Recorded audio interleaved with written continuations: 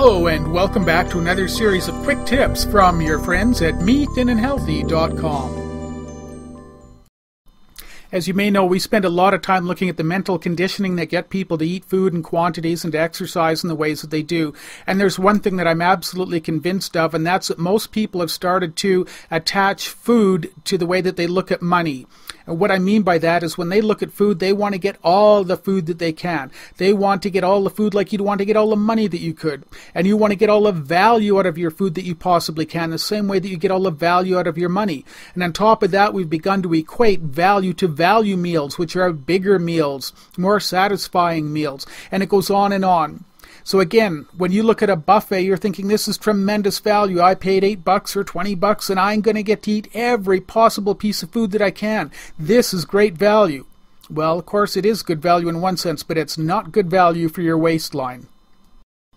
As a matter of fact, when we tend to think of value or portion size and it's equivalent to value or money, it gets even worse. Most of us think back to when we were kids, and if our sister or brother got a slightly bigger piece of pie or a bigger steak than we did at the table, we felt totally outraged. We have this idea that if somebody else is getting more food than we are, that we are being ripped off. And once again, we're equating this to money rather than equating it to the value that we want to have on our waistline.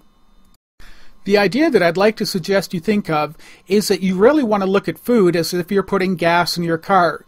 To start with, you would never put garbage gas in your car. You know that would defeat the whole purpose of it. But the real thing you want to do is to get the best gas mileage possible. At the price of gas today, you don't want to spend one more cent, let alone an extra $1 to go an extra mile. You want to get the very best value and get the best mileage possible. Now, if you could start to think of food that way and start asking yourself, what's the least amount of food that I can eat to get the energy that I need to get through for the afternoon or through the evening? What's the least amount of food that I need to eat to get the nutrition that I need to keep my body going?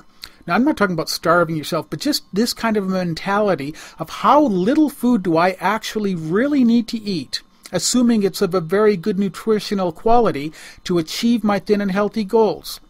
I think if you'll sit down and think about this for a couple of minutes, you'll realize that if you can change your thinking, your motivations, and your attitudes to consider your tummy and your waistline to be more like the gas tank in your car where you want to save money and get the best mileage, it will start to prove major dividends in your progress.